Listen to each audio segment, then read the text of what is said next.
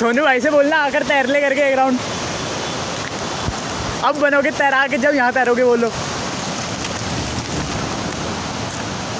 भाई साहब